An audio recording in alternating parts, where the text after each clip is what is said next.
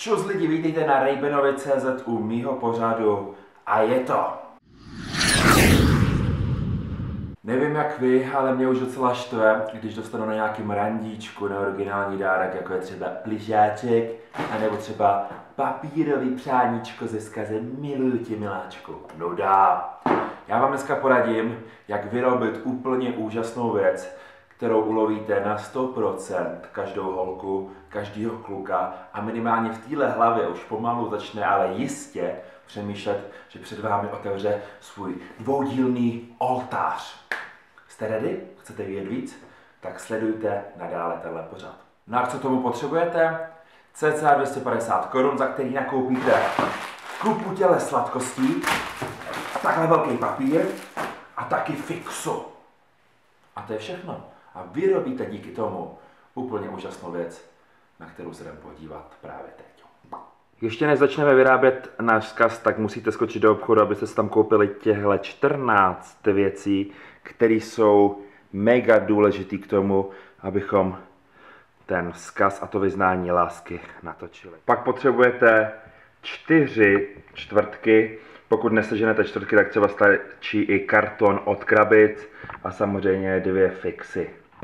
Pak ty 4 čtvrtky takhle vyskládáte na zem, nejlépe, aby byly každá na stojáka a taky bylo nejlepší, abyste měli ty čtvrtky trošku barevnější, aby to bylo takový pestřejší a originálnější, než třeba jenom jednobarevná bílá čtvrtka.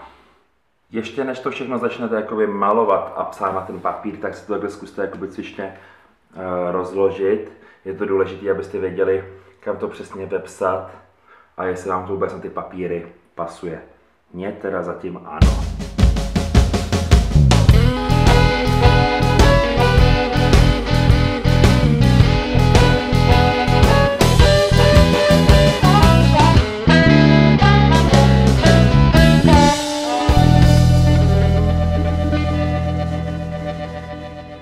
Tak první papír mám hotové a je to ahoj miláčku. Nebyla to studentská láska, ale i tak to byl šok. Naše romance už trvá nějaký ten rok. Mám tě neustále ve své mysli. Každý moment s tebou je prima pauza, jsi milionový chlap. Samozřejmě toho chlap můžete změnit na milionová ženská. Já to píšu Honzovi, takže milionový chlap. Prostě nejsi tuctový, s tebou bych šel i na Mars. S tebou mé srdce pořád dělá tik-tak. No a jsme u konce. Bez tebe je vše v prdeli, snesl bych ti i modré z nebe a tak ti chci říct, miluji tě.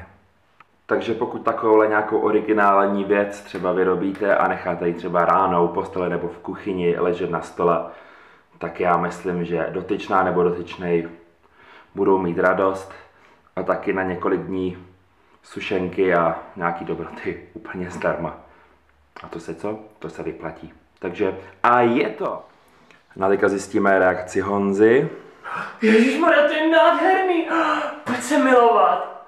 Tak jo. Z dnešního a je to úplně všechno. Každopádně i příště dám zaručeně zase nějakou tu radu i pro technický antitalenty, jako jsem třeba já, ale teďka vás poprosím, pokud nám dáte odběr tady na YouTube kanále, nebo nám taky hodíte like na Facebooku, nebo mrknete na naše stránky Ray-Benovi.cz a já se budu těšit příště. Tak se mějte hezky a čau! A je to, a